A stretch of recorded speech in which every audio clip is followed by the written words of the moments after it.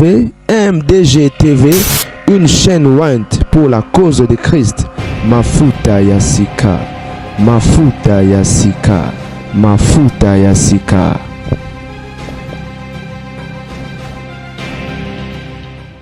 Soyez bénis partout, vous êtes connectés, c'est les 5 minutes avec Jésus. Je suis la grande dame.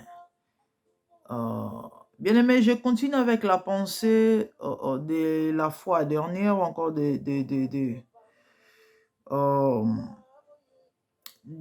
l'exhortation que j'ai commencé sur pourquoi ça tarde, et la question que plusieurs nous posons dans la foi chrétienne à cause des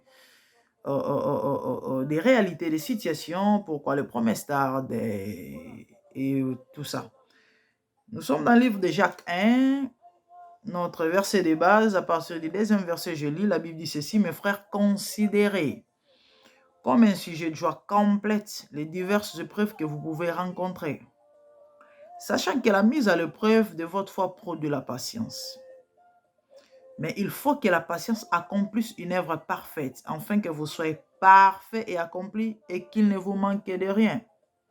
Là, c'est l'accomplissement de la promesse. Et avant que cela arrive, il y a quelque chose qui doit se passer. Premièrement, on nous encourage à considérer les épreuves et comme un sujet de joie. Pourquoi? Parce que la mise à l'épreuve de notre foi va produire la patience. En d'autres termes, la foi que tu as doit être testée.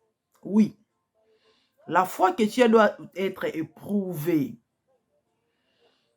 Et pendant ces tests, après ces tests, il y aura une patience en toi. Et la Bible dit ceci: cette patience doit accomplir une œuvre parfaite. Donc, en d'autres termes, il y a un travail qui est en train de se faire sans que toi tu le saches. Et ce travail devait se faire complètement, parfaitement. Ce travail doit se faire parfaitement. Je vais donner un exemple. Si nous faisons la cuisine, ou encore si on commence un processus, bien aimé, de préparer les haricots. Si cela devait nous prendre par exemple 3 heures de temps pour que la nourriture soit bien faite ou préparée, et au lieu de 3 heures de temps, nous faisons des heures, cette nourriture va causer des dégâts. C'est en fait ça. Si on n'est pas préparé,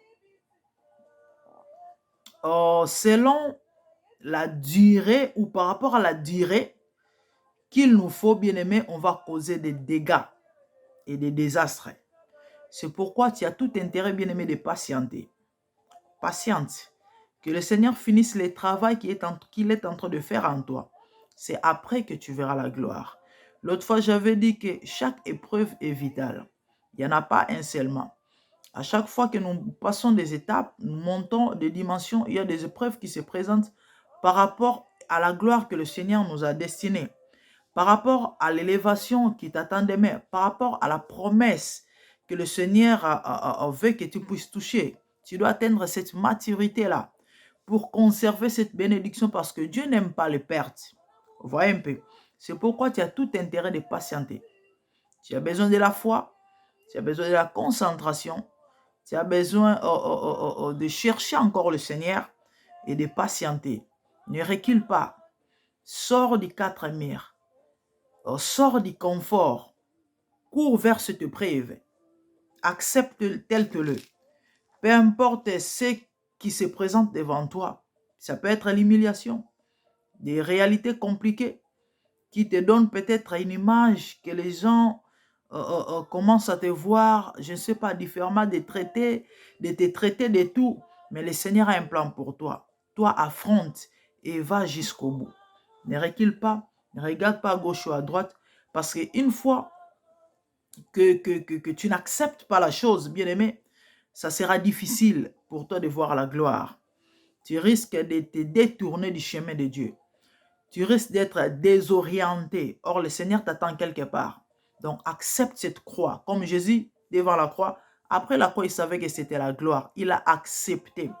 Et aujourd'hui, il est assis à la droite du Père. Accepte cette épreuve. Accepte cette croix. Parce que Jésus dit, si quelqu'un veut venir après moi, qu'il se charge de sa croix. Tu dois accepter cette opprobre. Tu dois accepter à transporter cette croix. Parce que la gloire se cache derrière cette croix. C'est ça en fait. Les 5 minutes avec Jésus d'aujourd'hui. Que le Seigneur vous bénisse et qu'il vous donne la force d'affronter et d'y arriver.